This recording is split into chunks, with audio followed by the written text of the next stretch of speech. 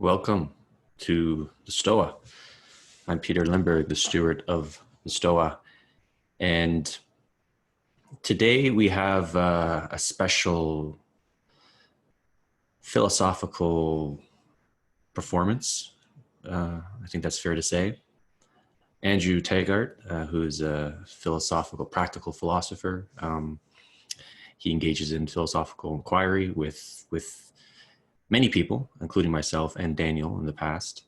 And today he's going to engage in a philosophical inquiry with Daniel. And it's going to be about an hour and 15 minutes. And I won't say too much more about it. It will be, again, like I said, sort of a theatrical, philosophical performance. So it'll be Daniel and Andrew talking. So everyone will be on mute throughout. And afterwards, we will have some chance, all of us, to chat about it. So that being said, I will hand it over to Andrew.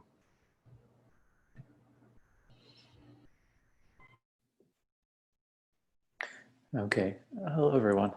It's lovely to be here this evening. Okay, just a few things that might help set the stage, so to speak. It's an unrehearsed philosophical conversation tonight. Therefore, neither I nor Daniel knows what we'll be looking at together. The only part that's actually rehearsed is a piece of music that Daniel's providing us with, which will bookend the performance this evening. And Peter will help play that piece of music in a little bit. To put yourself in the mood, in a short while, it would be good to turn off your video feature, which we'll do as well. Also keep your microphone on mute. You can treat this as if it were a meditation of sorts. And therefore, if you want to move your computer off to the side, if you want to turn the brightness of your computer, maybe everyone but Peter will do that, down to 0, that would be good. You can have your eyes open or closed. You can take your shoes off. In any case, find a comfortable yet energetic position.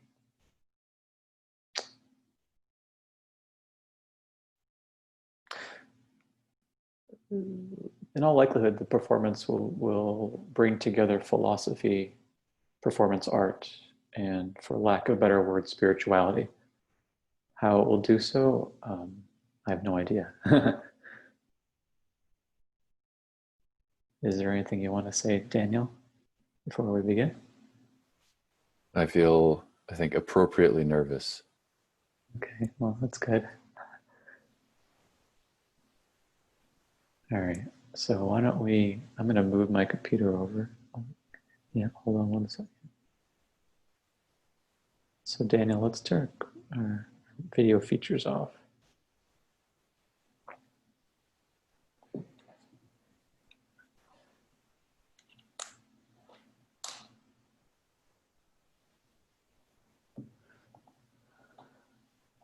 Okay, everyone, let's just take a moment to enjoy the silence.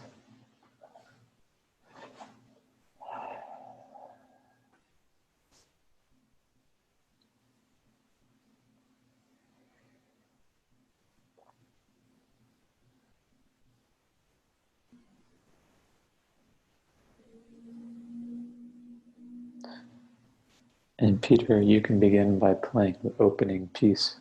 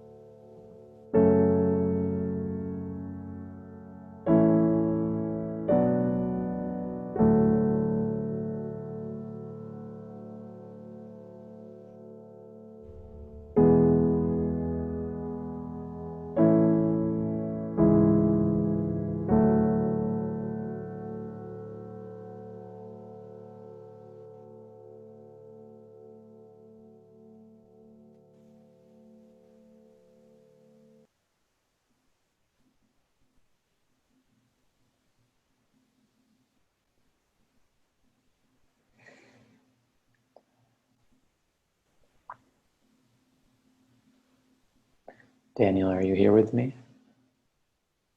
I'm here with you. Yeah. My friend, you have me almost crying. I remember hearing that motif when you originally sent it to me, and maybe it's because I've been meditating all day today, but that piece is bringing tears to my eyes. Why don't you play music more often? Because it feels hard to fit it in with everything else.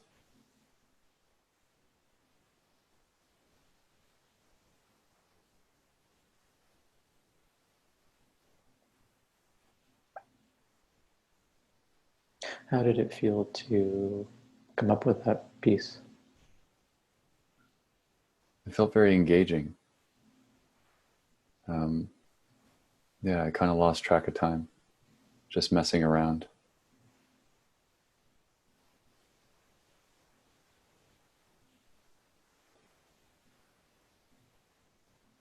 I like the reverby part that you added in there in the second draft.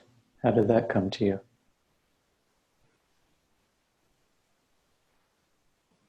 I like the idea of playing with texture as opposed to melody, because sometimes there's a lot more depth in the timbre of an instrument than there is in the particular notes that you're playing.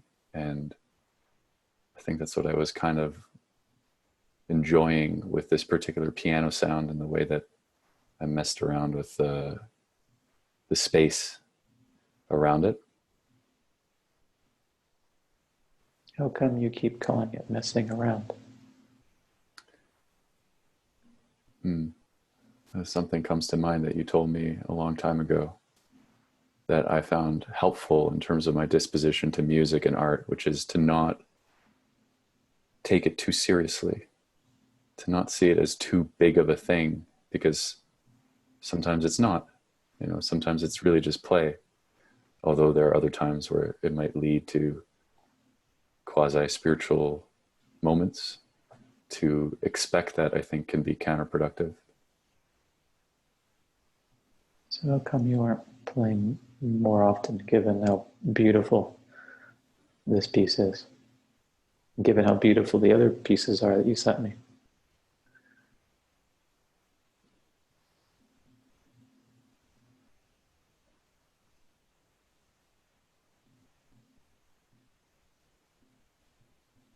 I think it kind of hurts, to be honest. What hurts? I think there's a bit of pain associated with playing music and having these sincere creative moments, and then feeling like I don't have the space to go as far with them as I'd like to. Having to go back to work, budget my weekend with other things. And then I guess that general sense of not being able to get as far as I'd like to. I think that whole complex of thoughts kind of hurts. And so sometimes it's easier to just put it aside.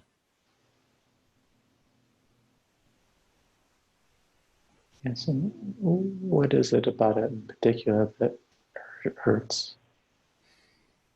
I think there are layers to this, my friend. Yeah.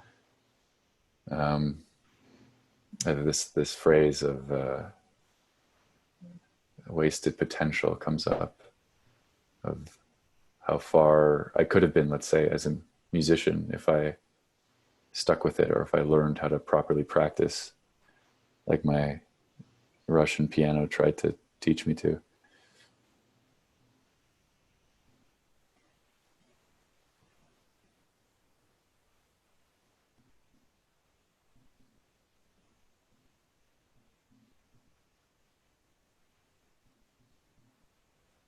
That's the main layer.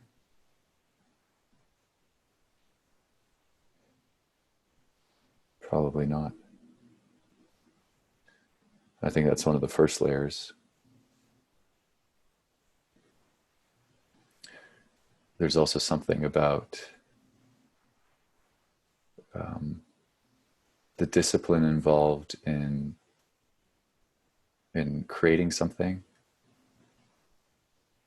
and in improving my capacity to create and to play. And I think there's something about that that I don't have the right relationship with.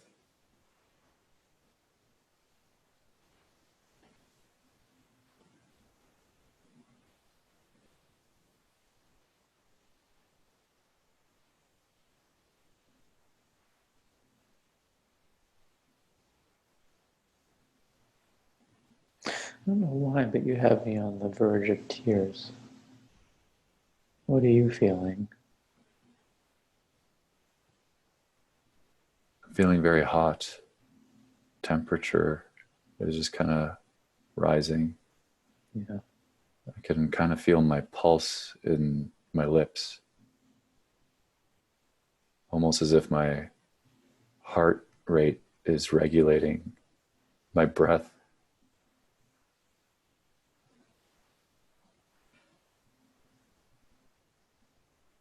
Is there anything else? Yeah, a sense of, I just noticed that I'm bracing myself. For what? Am I that terrible? No, you're not. I think it's a feeling of excitement and maybe nervousness in the face of the unknown, just not really knowing where we're going to go. And so I'm bracing myself in the face of that. You've been reading too much Stoicism, friend. What? What's that about? What's that about? I know you think that. You should have read more Taoism. You don't brace in the sense of the unknown. You welcome it. What do you make of that? Well, I see that more as a body pattern that I'm not fully conscious of until you drew my attention to it. And once you did, I think I kind of relaxed the front of my body a bit. I don't think these people are so bad. Do you? No. No, I quite like them actually, for the most part.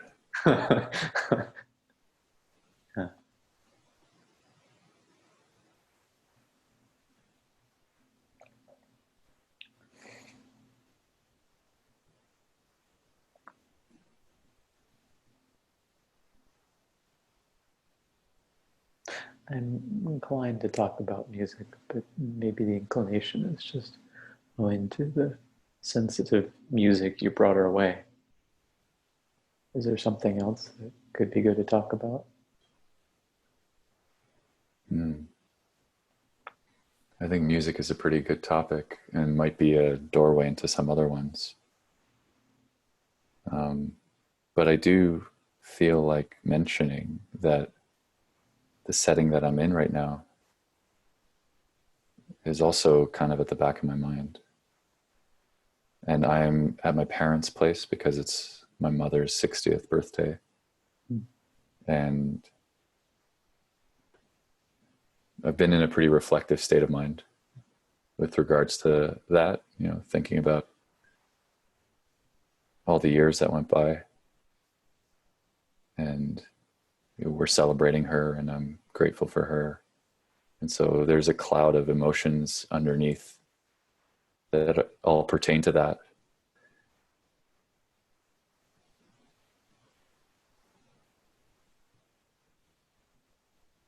Is there anything you could share about what's in that cloud of emotions?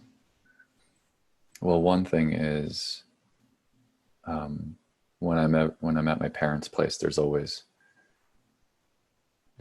a light on in a room in my mind that I can't turn off. Just aware of my parents and my family, my siblings, and the dynamics and the taboos and the sensitivities and the things that people like and don't like And I think some of my RAM is actually being devoted to that right now, whether I like it or not.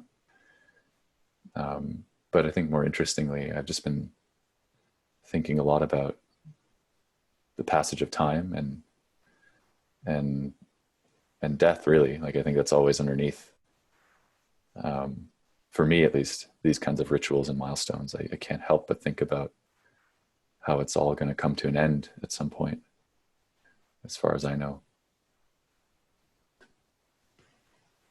What do you mean it's all going to come to an end at some point? I'm smiling.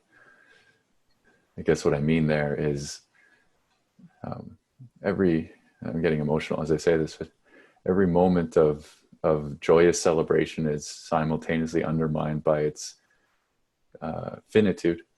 You know, that, yeah, like the party's going to come to an end, but also we're going to get older, and one day my mom will have her last birthday, and, you know, the family dynamic will change and adjust, and it's that whole relentless march through change that I don't think I've fully come to terms with, given how preoccupied I am with it. How so? How have you not come to terms with it? I just notice I think about death quite often. I mean, sometimes every day. And it doesn't seem like that's the case for the average person. And I've inquired into that. And some subset of people, I think, are just ignoring it. But some subset of people seem to have peace about it. And so I feel like there's something for me to explore here. You think about it, but is it the case that you don't have peace about it? Yeah, I think it's fair to say that I don't have peace about it, or complete peace about it. Maybe there are degrees of peace, and maybe there are days where I feel I have more peace. But it's kind of like a nauseating knot, like under my left lung. At least that's the way it feels right now. Yeah.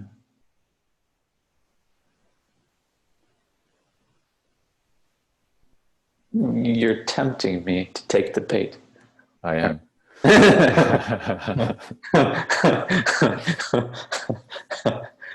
What is it that you want me to ask you? I don't know. I think I'm just revealing my, I feel like existentially nude. And I think I'm trying to use a Pietarian term, perform this existential striptease so that you can take whatever bait your intuition guides you to, whether it's about death or music or aging parents or celebrations or whatever. All right. Well, it's to change metaphors, it's quite a feast. Yeah.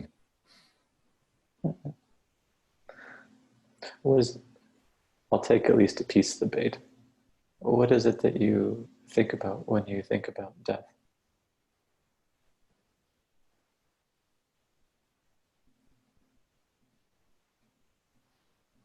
I think about the persistent, inevitable decline of various faculties, you know, whether it's my ability to move my body through the world or my cognitive faculties. And I think about loss of, you know, people mostly, but also experiences and opportunities and options. You know, I love my options. One should always be an optionalist at some point in one's life.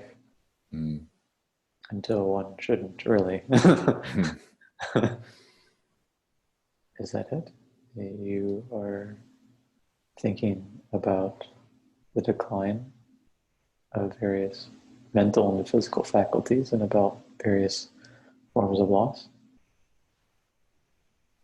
Yeah, I think aesthetically it feels like something that is inevitably trending downwards. And I think so much of what gives me motivation and meaning in life is when things are trending upwards. And I imagine I have some misapprehensions here, but it feels like regardless of whatever I'm trying to build in my life, there's always this global trend towards nothingness. And it's just kind of annoying that that's the case. What is annoying about this so-called entropy?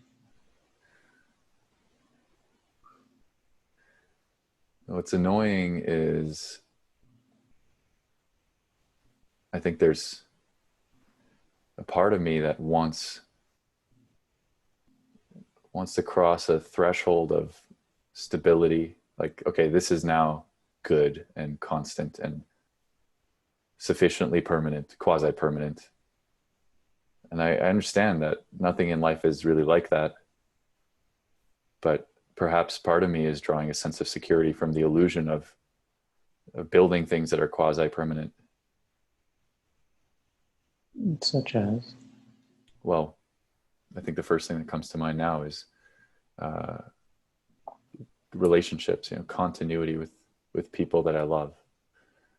And even if everything is going well relationally, and even if the logistical stars align so that I can have access to people that I love, they're not in different cities and they're accessible. Even if everything works out, they're still vulnerable to death and tragedy and other changes that might take them away from me. Of course, that will take them away from you. Yeah.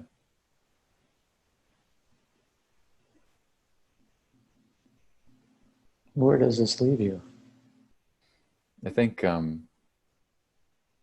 there's a part of me that's self-conscious about, I'm reflecting on how cliche these sentiments are. And as soon as that little skeptic came up, I think I popped up to another perspective and noticed that I actually am happy about just simply expressing this, expressing some, perhaps it's misapprehended, but some rebellion against the nature of things, and letting myself feel that, and being kind of annoyed that everyone I love is going to go away, and also kind of feeling that everyone else is, maybe people on the Zoom call, everyone else is going through their lives for the most part in complete denial of that, and we're just placating ourselves, and our culture doesn't really give us much in terms of thinking about death or reflecting on it. And so there's something that, I guess, it leaves me in a place where I feel grateful that I'm able to sincerely express this little bit of rebellion.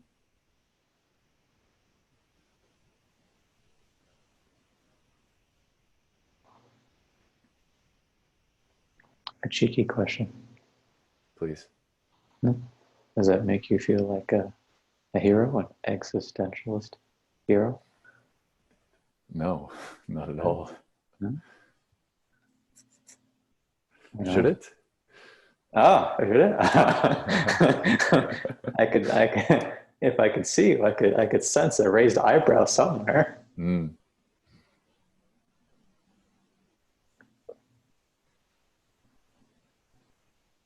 Is it enough to simply express the sense of annoyance with the fact that everyone you care about will die someday?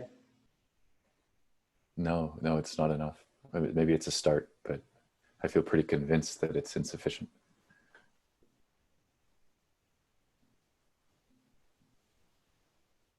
How do you live with it is insufficient? The attitude I'm holding in this moment is that there's something that is instructive about the existential nausea around death, that there's a purpose for it, maybe, that it's not enough simply to feel it and express it, and feel bad about it, but it should impel me towards something. The word alignment comes to mind. Some Stoic principles come to mind. You can share them. I won't.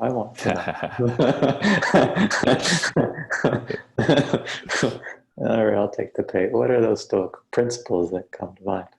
Well, I guess really the main one is amor fati. Love your fate as if your fate is something that you would have written if you had the choice to write it. So if I were to set up the preconditions for being, I would choose to include death as a part of it. And maybe if I was wiser, I would see why that intuitively is right, And then the other is to just focus on whatever's in my control. Don't worry about this stuff that I can't control. Come back for a moment to the fact that you have people in your life. Imagine some of those people. Allow that to flash across consciousness. All these people, you can imagine them aging, perhaps becoming ill, and dying.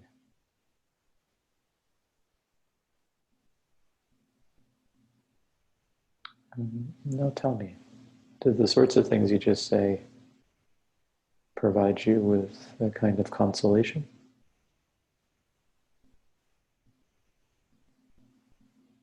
They do, actually. I don't know if it's enough, but it almost feels like a little island of safety. It has that kind of quality to it, like this little piece of dry land. And there's something that feels kind of isolating about it. What is on that piece of dry land? A sense of stability.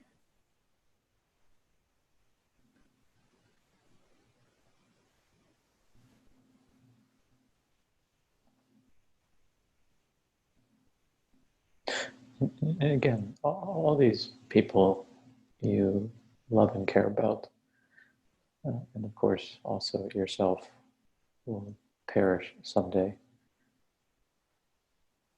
Where is the stability to be found here?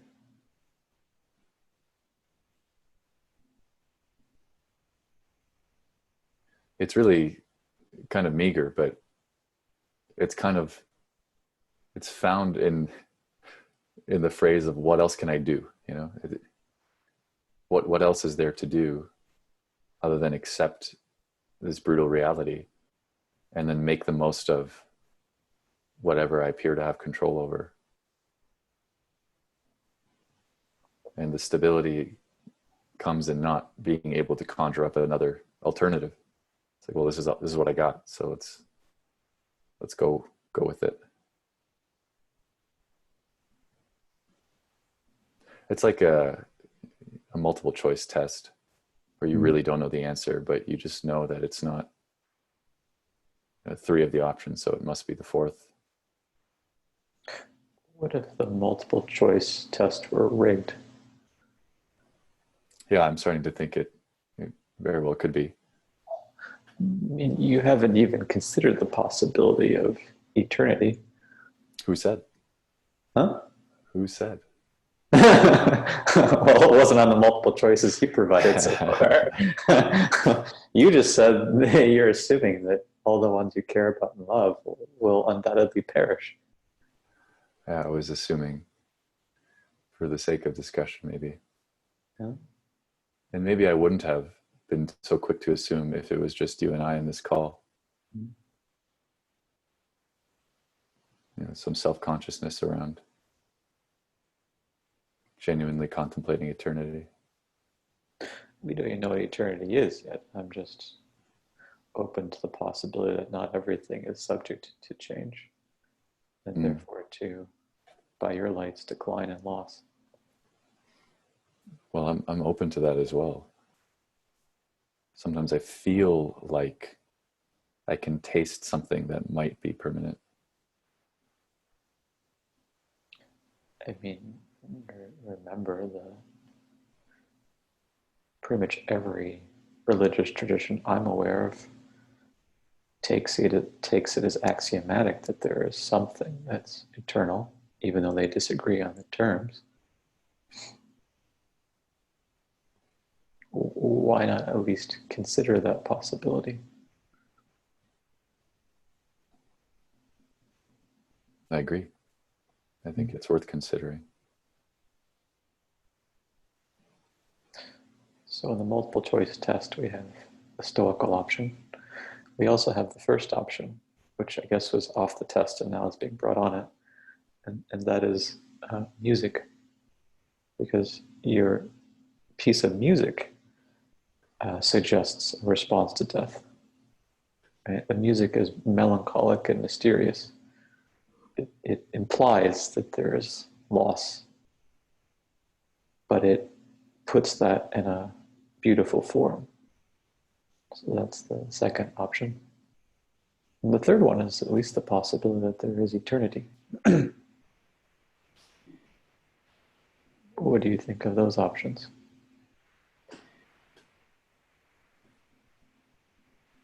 I think it's a good place to start. Okay. Start with the low-hanging fruit then. How is it that for you, composing music is a particular response to death?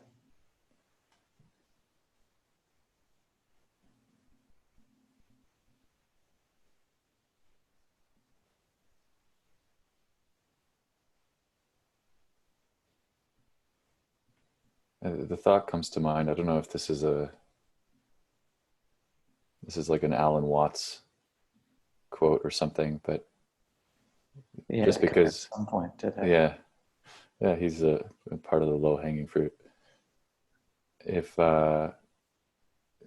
just because a piece of music is going to end after a few minutes or something, doesn't mean that it's not worth listening to.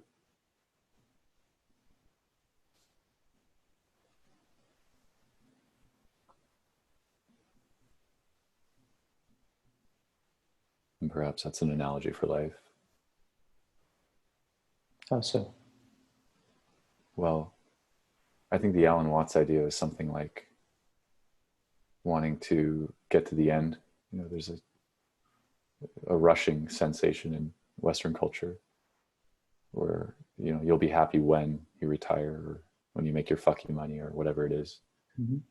And you're not really listening to the piece of music. You're just trying to get to the final chord. And if you were to imagine music was composed like that, where you just played one chord and that was it, it would be quite silly. And so if you think of life as a work of art or a piece of music that is sufficiently meaningful to justify itself, just like a piece of music is, the meaning isn't lost just because a piece of music ends, then it kind of gets cashed out as a cliche of enjoying the journey. But I think there's something about the composing piece that goes a little bit deeper and is a little bit blurrier to me, but it has something to do with beauty and how I felt. When I was listening to it, I wasn't thinking then or afterward. This piece of music is justified, even if it's only a minute long. It wasn't as if that's what came to mind. It was something else. What is it about composing, do you think, that puts you into relationship with the beautiful?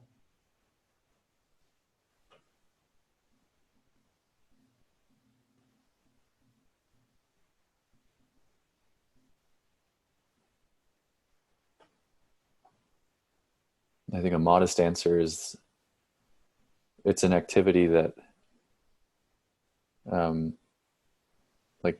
like many, maybe all creative activities can get you deeply engaged in a way that you are no longer self-conscious and you're no longer perplexed by these existential themes.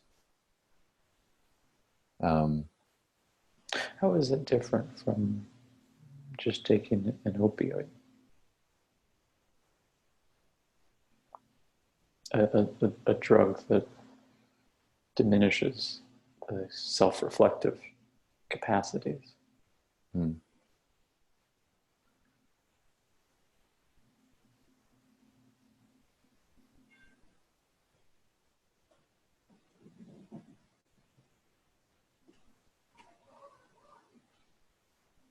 I don't know if I have a good answer for that, other than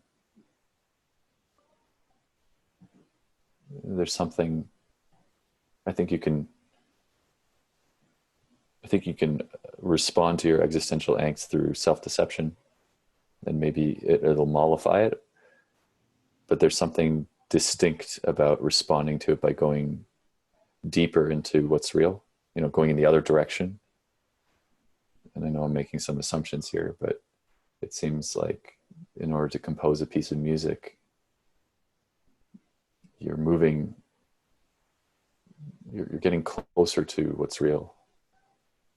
Suppose I can hear voices from your family. So suppose, as a magical thought experiment, after this performance, you were to open your eyes and walk out of the room, and somehow you had the ability to see that all of your siblings and your father and your mother were rapidly aging before your eyes. Hmm. You could see that, but perhaps no one else could. And you felt the impulse just then and there to compose a piece of music. Hmm.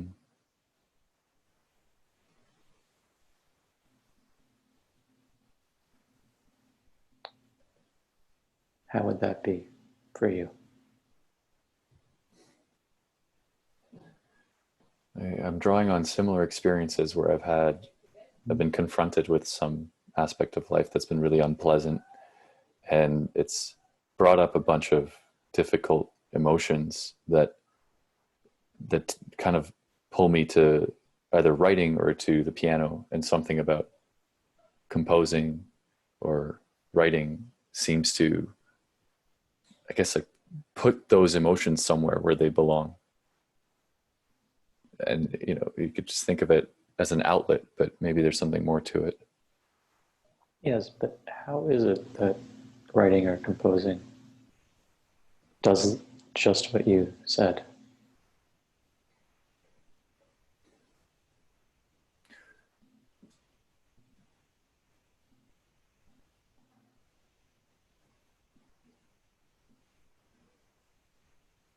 I feel like it's somewhat mysterious, but it feels like taking some sort of complex implicit pattern and then transposing it into some other pattern. In this case, there's the feelings associated with seeing my family aging, and then maybe that gets translated into notes and chords and some sort of melody that seems to capture it. Almost feels like it's put somewhere else. I don't know how else to say it. And okay, and when it's put somewhere else, what then?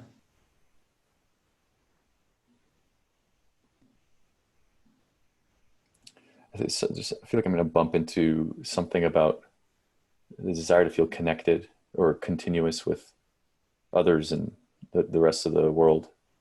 And these are modes of expression that might be relatable to others. I think that's actually something that drives me to compose. I want to capture a feeling, and I want other people to listen.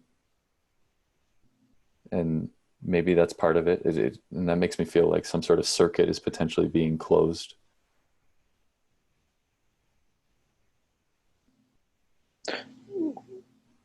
We played that 1 minute motif at the beginning.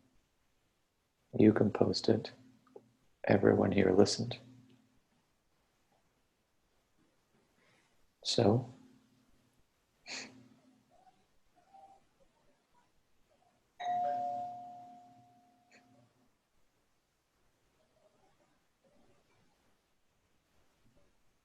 It's interesting.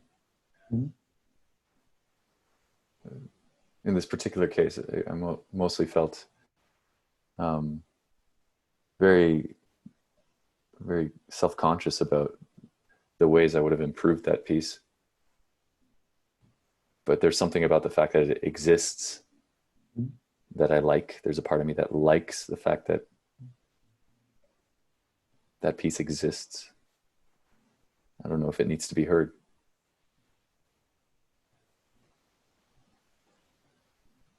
What do you mean I don't know that it needs to be heard?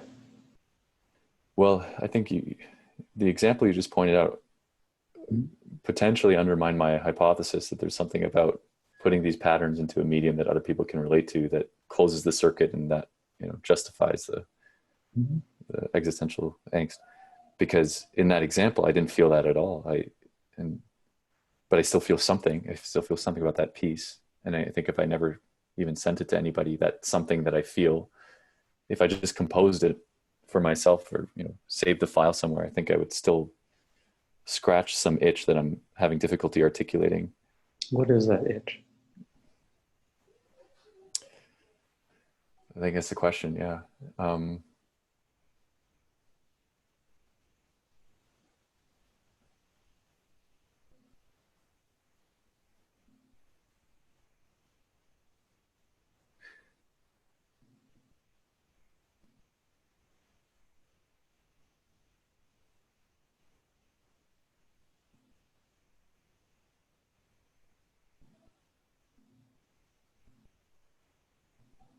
I'm getting these memories of what it feels like to improvise in front of a group of people, and how there's these two distinct feelings, and one of them feels kind of performative, and I might feel good when I play the right notes and I'm making music that I imagine sounds good to other people, and it has a certain feeling to it, but it's very different from this itch. And so I'm going to kind of put that as something that's part of this composing creative experience that's not what we're exploring. And then the second is when something else happens where I'm kind of surprised by what's happening, where it doesn't feel like it's performative, or if, like the credit is going back to me, or and people talk about this, right? Where they feel like something is playing through them, or writing through them, or painting through them. And I think that is closer to this feeling of whatever this itch is. So when something is kind of played through you.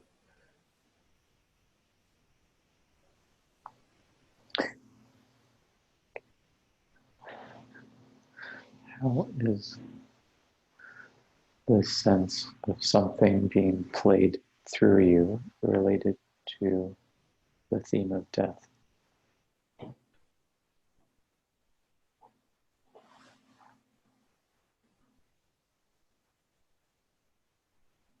Maybe it's related to eternity. I'm totally grasping at straws here, but maybe the thing that I'm talking about kind of opens up my heart to that which is eternal.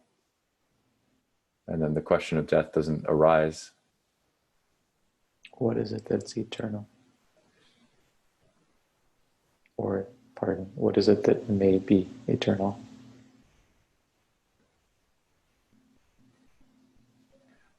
I think a lot of people have had this experience where something is being, or it feels like something is speaking through them or being performed through them.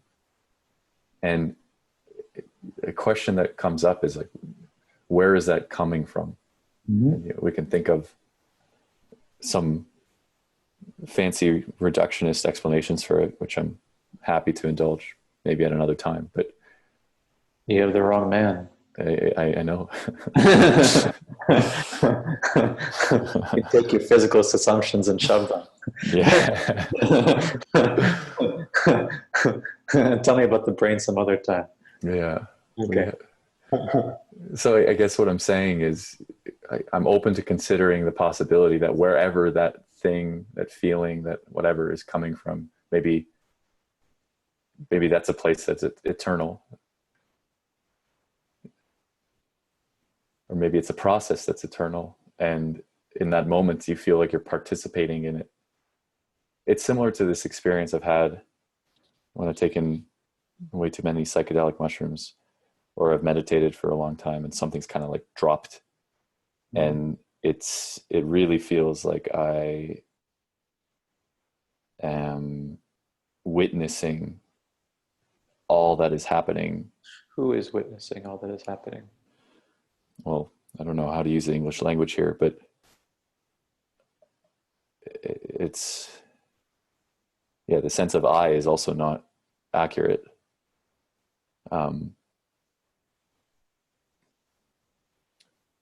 It's just pure experience. Mm-hmm. And it feels like everything is happening, and there's just a sense of participation with all of it. There isn't even a sense of I am participating. It's just this feeling of participation. Mm-hmm. If that makes any sense. Mm-hmm. Does it make sense to you? Yeah, sometimes.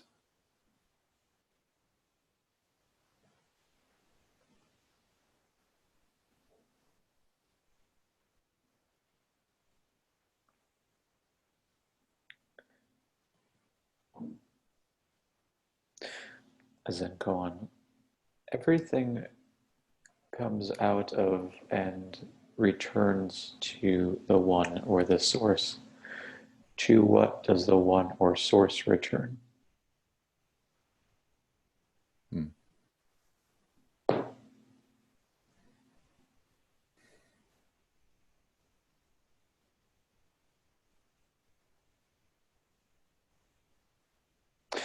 Everything comes and goes in ordinary human experience. Where does everything come from and where does everything go?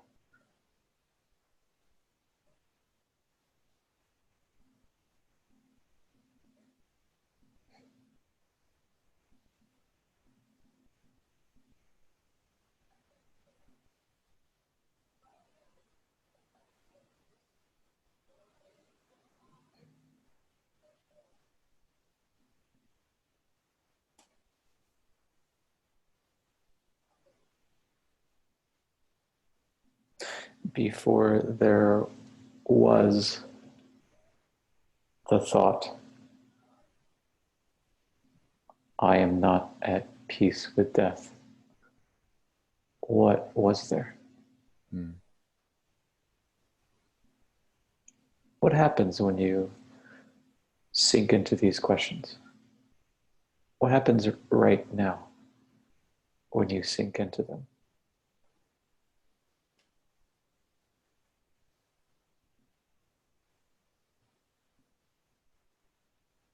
I feel like being quiet.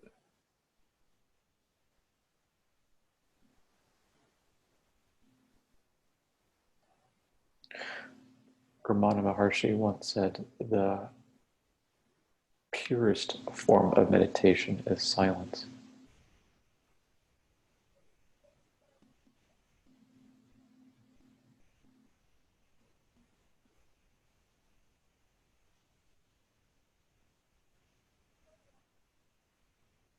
What is this silence before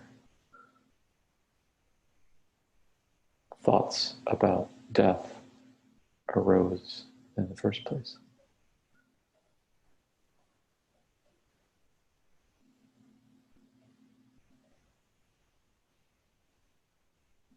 Who is the one witnessing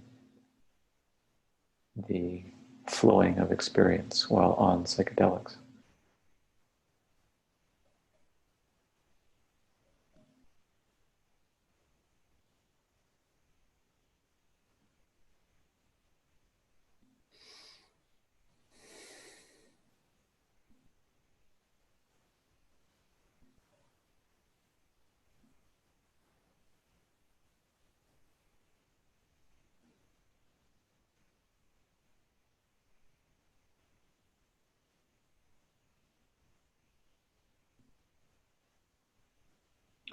What are you experiencing now? It really feels like everything slowed down, and I feel very alert, and all my sensations, especially on the surface of my skin, are heightened. The resolution just dialed up.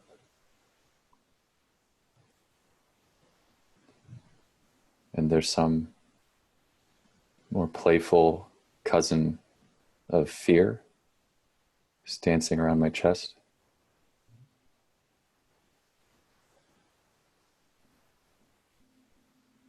What is that one saying?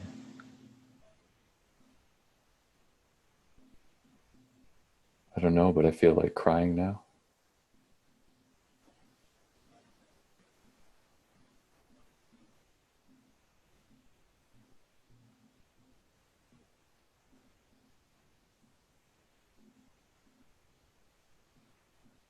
Embracing.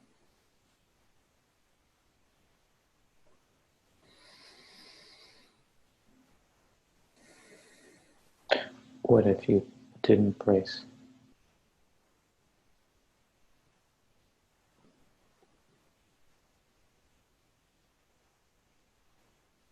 My face feels very big, like it's carved into the side of a mountain. Whose face feels very big? Whose face?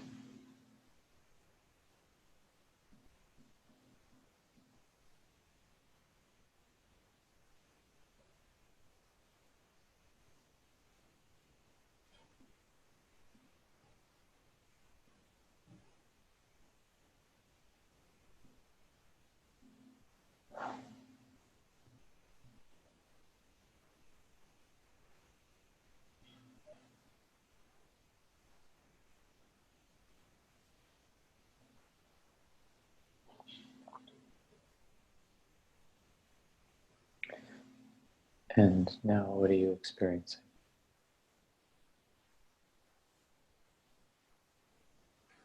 It's a feeling of being a few feet above a river of thoughts. Just kind of floating. The thoughts are streaming, but they're below me.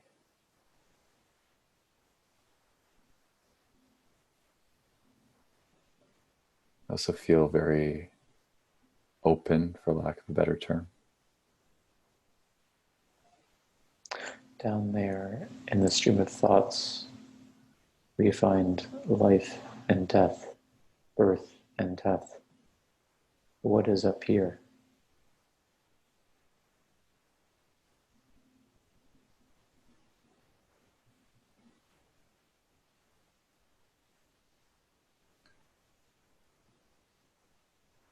The desire to be silent. Any attempts to put words to it seem to be like taking a dip in the stream.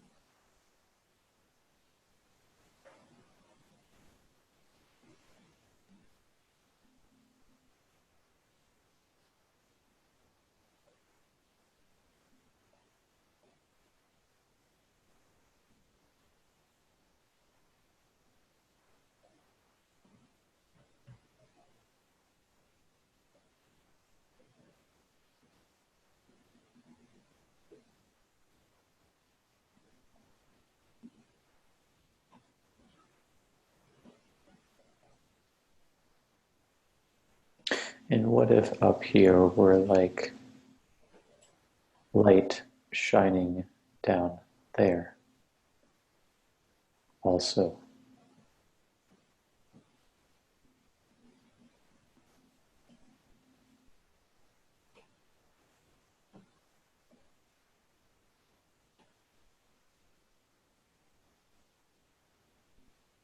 I'm not sure what that means, but I'm seeing a beautiful image.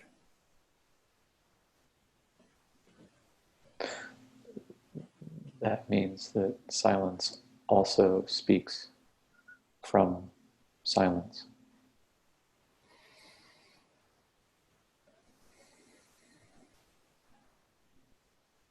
That means that being also vibrates, and then vibrating produces thoughts and feelings. But it also means that those thoughts and feelings are no different from that from which they come and to which they return.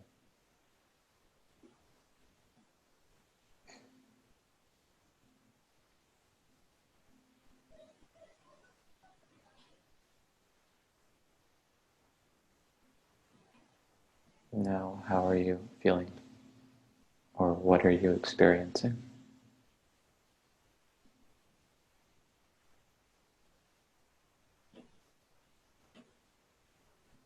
I feel like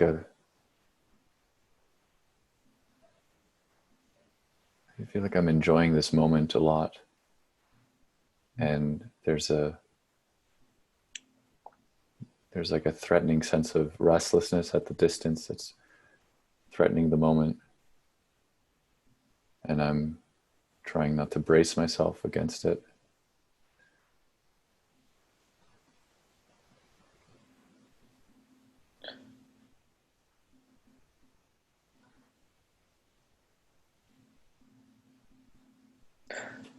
The essence of meditation is resting into being.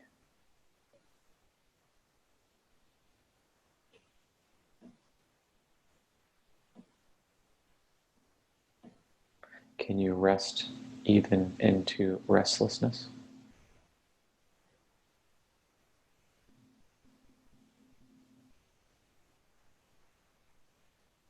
Yes.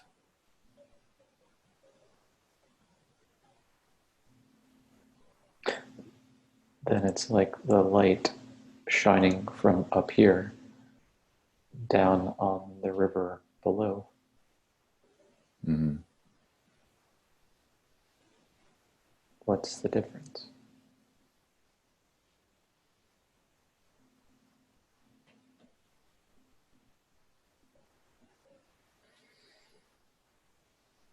The difference between the light and the river? It was a joke.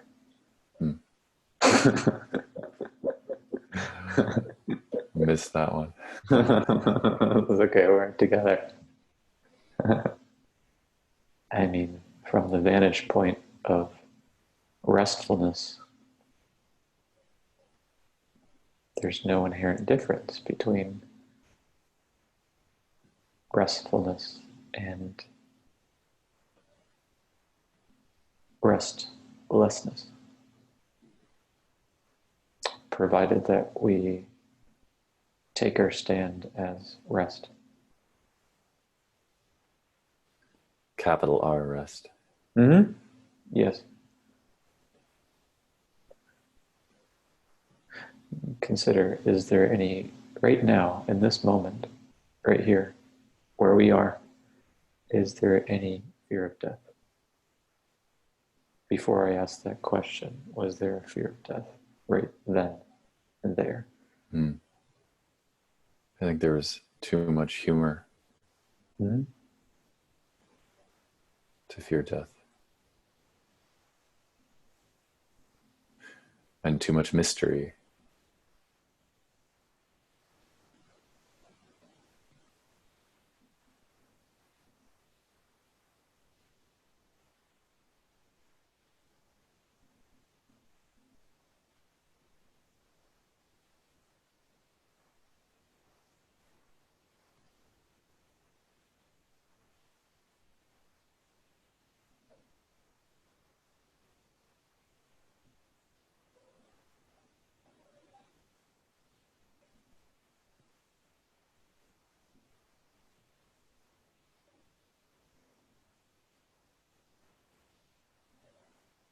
You're very sweet, my friend. Thank you very much for this conversation this evening.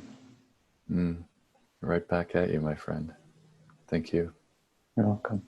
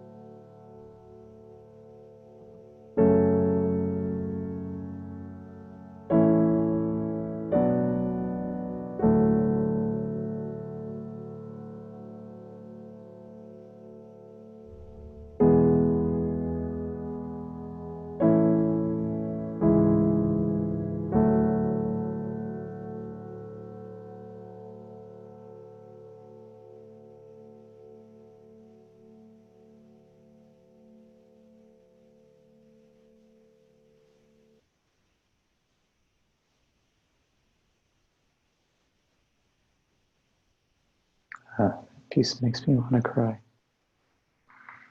All right, thanks everyone.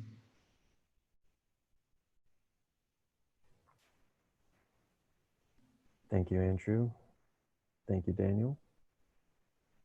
And thank you, everyone, for listening to The Philosopher is Present. We're going to close in a moment. If you'd like to hang around, the space will be opened. Maybe Gray will be softly facilitating it when Daniel, Andrew, and myself leave. Andrew, Daniel, do you have any closing thoughts, or shall I just close the space? Thanks, Daniel. Thanks, Peter. Thanks, guys. No closing thoughts. Cool. And for those of you who are curious, that's basically what it's like talking to Andrew. It's like this weird, can't tell if it's a philosophical conversation or a spiritual experience, and they're probably one and the same. So just to mention tomorrow's event, TheStoa is teaming up with the Letter Wiki platform